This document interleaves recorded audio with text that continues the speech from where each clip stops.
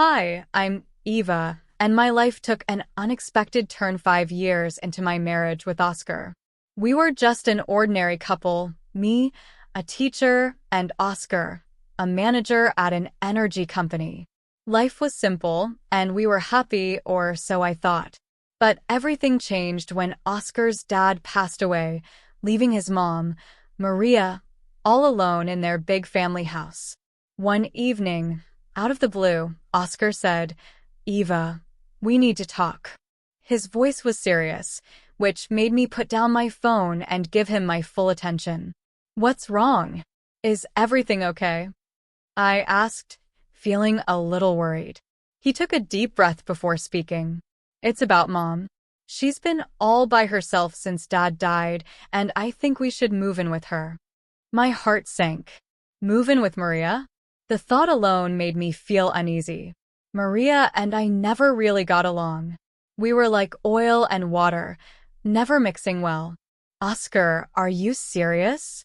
I said, trying to keep calm. "You know Maria and I don't exactly see eye to eye." He leaned against the kitchen counter, his face determined. "I know, but she's my mom, Eva. She's struggling. And honestly, we're just wasting money on this apartment when we could be helping her out." I sighed, running a hand through my hair. "But this is our home, Oscar. Moving in with your mom would be completely different. It's not just about saving money." Oscar's voice softened, almost pleading. "Please, Eva. It's not just about the space. It's about family. Mom needs us." I felt torn. Does she need us? Or do you need her? I asked, feeling a bit defensive. Oscar frowned. "That's not fair, Eva. I'm not asking you to live in a shack. It's a big house, plenty of room for all of us." I crossed my arms, feeling the tension between us. "And what about our life here? Are we supposed to just drop everything because Maria wants us there?" Oscar's tone became firmer. "It's not like that, and you know it. I'm trying to do what's best for everyone." I shot back, "Everyone, or just Maria?" He threw his hands up in frustration. "Come on, Eva. Can't you see the bigger picture here?" I glared at him. "I am seeing the bigger picture, Oscar. It's about our life, our independence. Not just pretending to play happy family in that gloomy old house of hers." We argued back and forth, but in the end, I gave in. I agreed to move in with Maria for Oscar's sake, even though I dreaded every moment of it. The day we moved in was just as uncomfortable as I had imagined. Maria's house was this old, imposing building with rooms that echoed and a constant chill in the air. When we arrived, Maria greeted us with a stiff smile and said, "Welcome to my home. I expect you to respect my ways." I forced a smile, trying to keep the peace.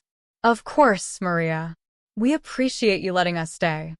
But living with Maria was like living under a microscope. She had something to say about everything I did. "Don't put the dishes away like that. You're overwatering the plants." It was endless. One night, after she criticized my cooking for the 100th time, I couldn't hold it in anymore. In our bedroom, I burst out to Oscar, "I can't do anything right for your mother. It's like living with a drill sergeant." Oscar looked just as frustrated as I felt. "Eva, just give it time. She's old and set in her ways." I threw my hands up. "So what? We're just supposed to tiptoe around her forever?" He didn't have an answer, and neither did I. Living in Maria's house felt suffocating, like I was losing a part of myself every day. Just when I thought I might be able to handle it, Oscar dropped another bombshell that made everything even more complicated. It was a lazy Sunday afternoon, and I was trying to relax in the garden, hoping to find some peace. But then Oscar came out and leaned on the garden gate, looking like he had something heavy on his mind. "Eva, we need to talk," he said, his voice serious. I felt a knot form in my stomach as I looked up at him. "What now, Oscar?" He took a deep breath before saying, "I think you should quit your job and stay home. We're spending a lot of money on a nurse and housekeeper for Mom. It just makes more sense for you to handle it. I stood up, feeling anger start to bubble up inside me. Quit my job? Oscar, I love teaching. It's not just about the money for me. Oscar ran his hand through his hair, clearly frustrated. I know, but think about it. It would make things easier for everyone around here. I shook my head in disbelief. So you want me to just give up my career and become a full-time maid and nurse? That's not the life I want. Oscar's voice grew louder, his tone more insistent. It's not about what we want, Eva. It's about what's practical. My mom needs us. I glared at him, feeling the sting of his words. No, your mom needs you. I didn't sign up to be her caretaker. He shot back, well, things change, Eva. We need to adapt. The word, adapt, felt like a slap in the face. I loved my job and valued my independence. This wasn't adapting. It felt like sacrificing everything I had worked for. I took a deep breath and finally said, "You know what, Oscar? Fine, I'll do it. But don't expect me to be happy about it." Oscar sighed, a look of relief crossing his face. Thank you, Eva. It means a lot. But to me, it didn't feel like a victory. It felt like I was losing a part of myself. Quitting my job was tough, but the days that followed were even harder. I was now a full-time housekeeper, nurse, and cook, and Maria had something to say about everything I did. "Those curtains need a wash," she'd comment, or, "The soup is too salty." It felt never-ending. One day, I finally snapped. Maria was criticizing the way I ironed her clothes, and I just couldn't take it anymore. "Maria, can you just stop? I'm doing my best here," I exclaimed, my voice shaking with frustration. She looked taken aback and replied, "Well, I'm sorry if I have standards, Eva." I threw down the iron, my frustration boiling over. "I'm not your servant, Maria. I'm your son's wife. I'm here trying to help, and all you do is criticize me." There was a tense silence between us, and then Maria's expression softened slightly. I know you're trying, Eva. I'm just used to things being done a certain way." I sighed, feeling the tension slowly drain out of me. "I know, Maria, but I'm not you. I have my own way of doing things." From that day on, things were a little better. Maria toned down her constant criticisms, and I tried to be more understanding of her quirks. It wasn't perfect, but we managed to find a fragile truce that made life in that house a bit more bearable. But even with the fragile truce between Maria and me, things were still tense. As time dragged on in her house, the atmosphere became almost suffocating. Oscar's behavior started to change too. He became distant, almost elusive. He was always coming home late from work, and when he was there, it was like he wasn't really present. He'd retreat to the spare room like it was his own private sanctuary, leaving me to deal with everything else. One evening, I couldn't bear the silence and distance anymore. I cornered him in the kitchen, determined to get some answers. "Oscar, what's going on with you? You're hardly ever here, and when you are, it's like you're not even my husband anymore." He avoided my eyes, stirring his coffee like he wasn't even hearing me. "Work's a nightmare right now, Eva. Just a lot of stress." I leaned back against the counter, folding my arms. "I get that, Oscar. But this feels different. It's like you're shutting me out. You're here, but you're not really here." He let out a heavy sigh, his gaze still fixed on the swirling coffee in his mug. "I don't know what you want me to say, Eva. I'm just really tied up with stuff." I wanted to believe him, to give him the benefit of the doubt, but something inside me kept nagging that there was more to it. Then there was Sarah, Oscar's sister, who seemed to thrive on making things worse. Every visit from her was a trial. She'd walk around the house with that familiar sneer and say things like, "Still stuck in this old dump, huh?" I usually bit my tongue, but one day her taunts got to me. "Not all of us have the luxury to mooch off others, Sarah." I shot back, unable to hold it in. She just laughed, her voice grating on my nerves. "Oh, look at you, playing the martyr in this haunted house. How pathetic." I clenched my jaw, swallowing the torrent of words I wanted to hurl at her. And there was Oscar, standing by silently, offering no defense. His silence felt like another blow, another sign that the distance between us was growing. But the biggest shift came with Maria. One day, I overheard her calling for Sarah, her voice weak and desperate. "Sarah, I need help with a bath. I can't manage on my own anymore." Sarah's response was as cold as ice. "Help yourself, Mom. I'm not your caretaker." Maria broke down in tears, and despite everything that had happened between us, my heart couldn't take it. I couldn't leave her in that state. I stepped in and helped her with the bath. And something changed between us that day. Maria started to warm up to me, treating me less like an outsider and more like a daughter. It was a small but welcome change. But as Maria and I grew closer, the distance between Oscar and me only seemed to widen. The house felt colder, emptier, despite Maria's newfound warmth.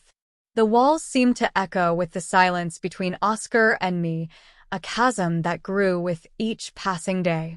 The chill in our home became more unbearable, and Oscar's late nights at work became the norm. Our conversations dwindled to mere whispers of what they used to be. It was during one of these rare and fleeting interactions that Oscar dropped another bombshell, a new piece of news that would add to the growing pile of secrets and lies between us. "Eva," he began, his voice hesitant, and I braced myself for what was coming next.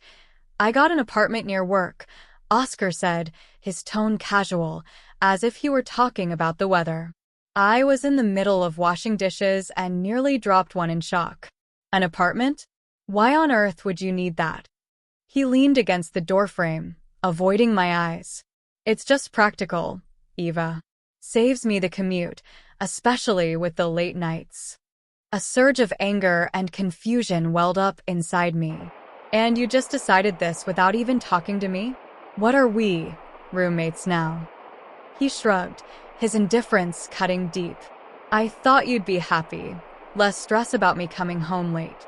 I shook my head, unable to believe what I was hearing. "Happy? Oscar, this feels like you're living a double life. What's next? Are you going to tell me you have a second family there?" He sighed, rubbing his forehead as if I were being unreasonable. "Don't be dramatic, Eva. It's not like that." I wanted to push further, to crack through the wall he had built around himself, but I knew it was futile.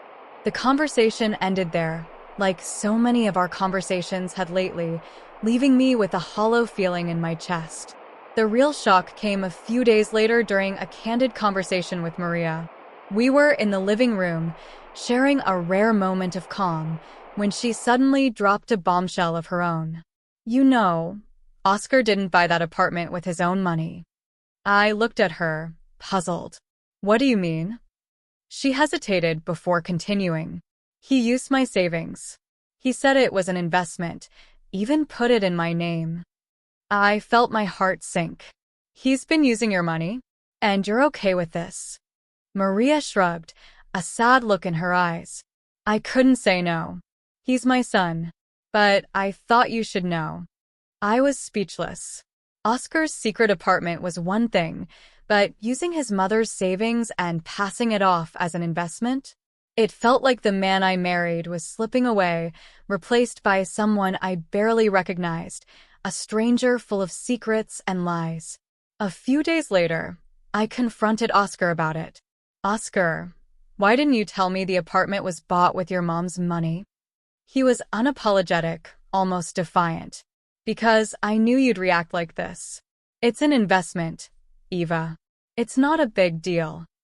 I couldn't believe his audacity. "Not a big deal?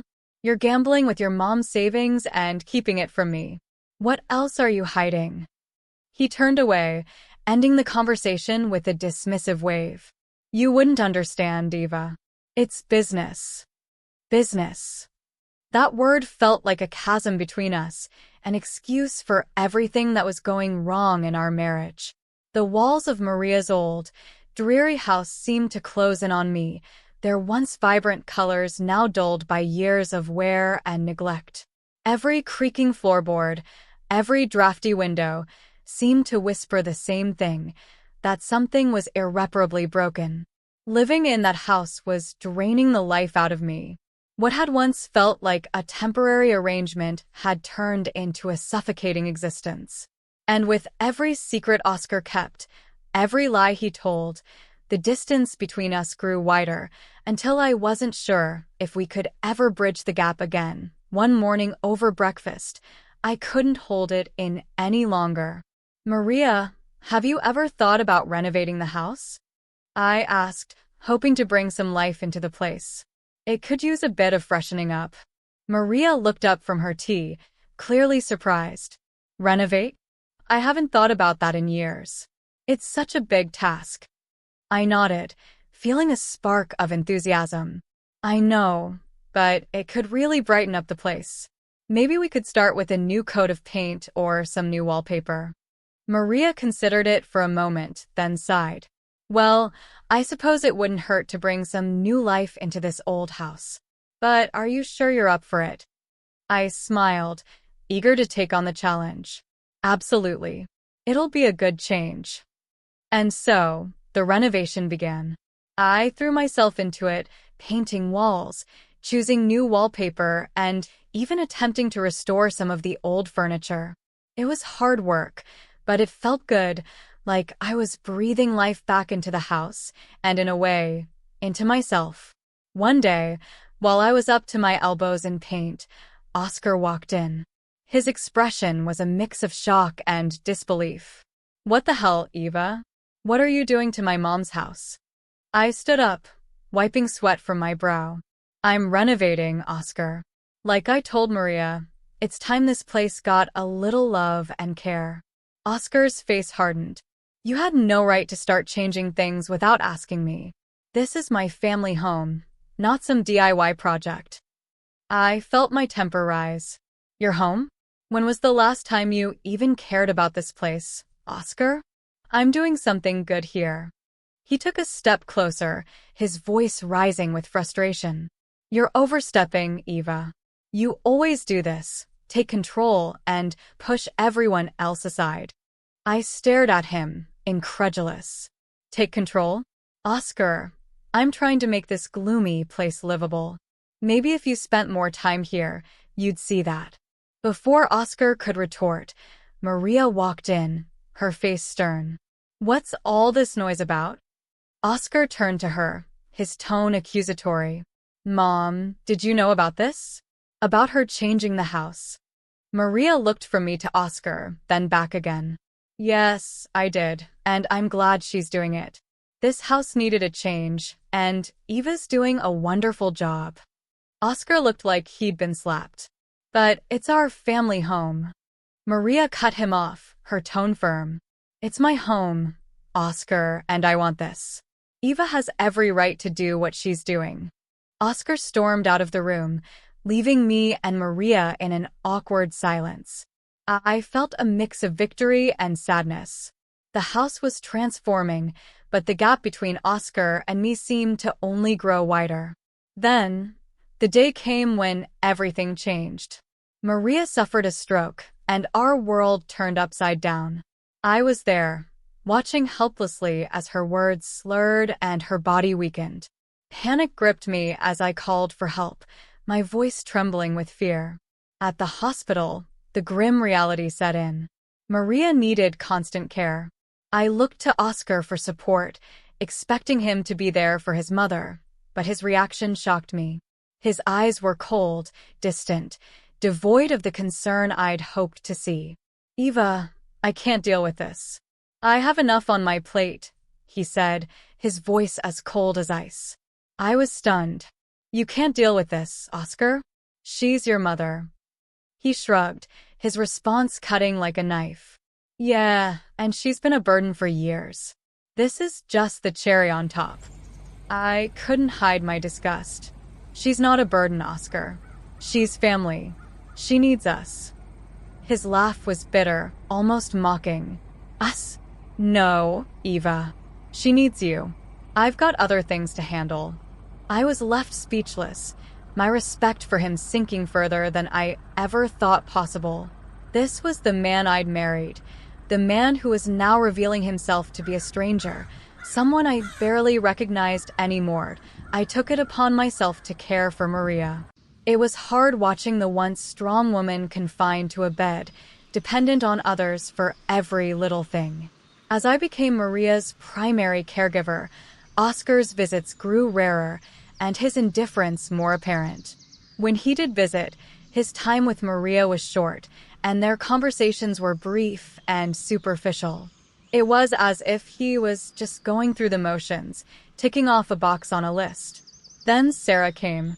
I overheard them in the living room, their words like venom. "We should start thinking about the will, dividing the assets," Sarah said, her voice devoid of any emotion. Fury coursed through my veins as I burst into the room. How can you be so heartless, discussing her will right in front of her? She's still here. I couldn't believe their coldness. Sarah smirked, her words sharp. Oh, look who's talking, the saintly daughter-in-law. This is our family's matter. Stay out of it. Oscar chimed in, his voice laced with cynicism. Eva, just drop it. It's practical to plan these things. No use pretending she's going to bounce back. I was aghast at his cruelty. Practical? She's your mother, Oscar. How can you be so callous? He shrugged, his reply cold and detached. Life's callous, Eva. Better get used to it. I turned away, my heart heavy with disgust. The following weeks, I dedicated myself to Maria's recovery, and to my surprise, she showed signs of improvement. Her fingers twitched, her speech cleared, and she even managed a few steps. It was a miracle to me, but a nuisance to Oscar and Sarah. Their true colors were now vividly clear. Their mother's plight was nothing more than an inconvenience, a hurdle in their path to inheritance. The betrayal stung deep, not just as a daughter-in-law, but as a human being. Life had settled into a grim routine. Maria's health was a constant roller coaster, with small victories overshadowed by the looming fear of the worst. Then it happened, another stroke, this time more severe. The call from the hospital felt like a punch to the gut. Maria didn't make it. The funeral was a somber affair. I stood beside the grave, my heart heavy, watching as people paid their respects. That's when Oscar arrived, and with him, a woman I didn't recognize and two small kids clinging to her hands. Who's she? I whispered to myself, my eyes fixed on the unfamiliar woman. Oscar approached, his expression unreadable. Eva, this is Elsa, my wife. And these are our kids. I felt like I had been slapped. Your wife? When did this happen? He shrugged, a coldness in his voice. A while ago.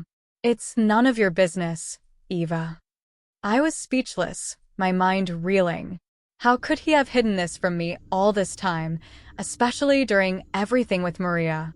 Sarah was there too, her usual sneer in place. Finally showing your true colors, Eva? Playing the grieving daughter-in-law. It's a bit late for that. I glared at her, my voice laced with contempt. I was here for Maria when you both abandoned her. Don't you dare judge me. Oscar interjected, his tone impatient. Let's just get this over with. We have other matters to discuss. After the funeral ended and the gathering moved to Maria's house for the will reading, Oscar and Sarah were like vultures, eagerly awaiting their share. The lawyer began reading the will, and that's when the bombshell dropped. Everything, the house, the money, all of it, was left to me. Oscar's face went from smug to shocked. What the hell? This can't be right. Sarah was fuming. This is insane. She was our mother. How could she leave everything to this nobody? I stood there, stunned, not sure how to feel. Happy, vindicated? It all felt hollow. Oscar turned to me, his voice filled with accusation. You manipulated her, didn't you? Turned her against us. I shook my head, disbelief and anger mixing in my voice. I did nothing but care for her, which is more than I can say for you. The lawyer intervened, his tone firm. Maria was very clear in her will. Sarah was seething, her face contorted with rage, but there was nothing they could do. The will was ironclad, and for once, justice had been served. But as I stood there, holding the keys to Maria's estate, I couldn't help but feel the weight of everything that had happened, the betrayal, the loss, and the cold realization that the man I once loved had become a stranger to me. As Oscar and Sarah left in a huff, I stood alone in the house that was now legally mine, a house that had witnessed so much pain, betrayal, and love.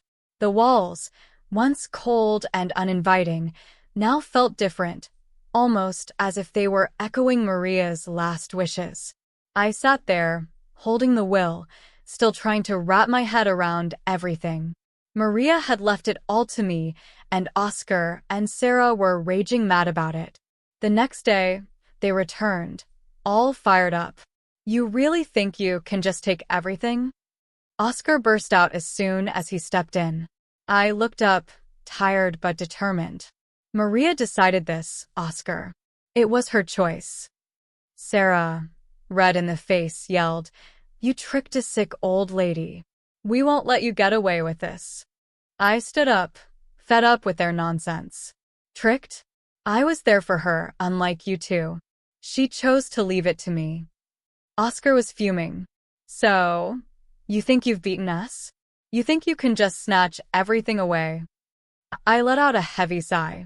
I didn't snatch anything, Oscar. Maria gave it to me because she knew I actually cared. Their yelling continued, but it was just noise against the truth I knew in my heart. I had been there for Maria when they hadn't. Then, the lawyer showed up with a video Maria had made. Her voice filled the room, and she said it as clear as day. I left everything to Eva because she was like the daughter I never had. She was there when my own kids weren't. She deserves it all. The room went quiet. Oscar looked like he'd been punched in the gut, and Sarah started crying, finally realizing the gravity of what they had done. After that, they left, and all their threats fell flat. I was alone in the big house, surrounded by the past but thinking about the future. I knew I had to take the next step, divorce Oscar. It was tough, but it had to be done. He and his new family had to move to a rental place, while Sarah had her own mess to deal with. Her debts and bad choices were catching up to her. As for me, I was standing in my new house, feeling a mix of sadness and excitement. Maria's will wasn't just about the house and money. It was like she was telling me to be strong and make my own way. I decided to start over, to use what Maria left me to build something new for myself. The house, once a reminder of tough times, was now a place for new beginnings.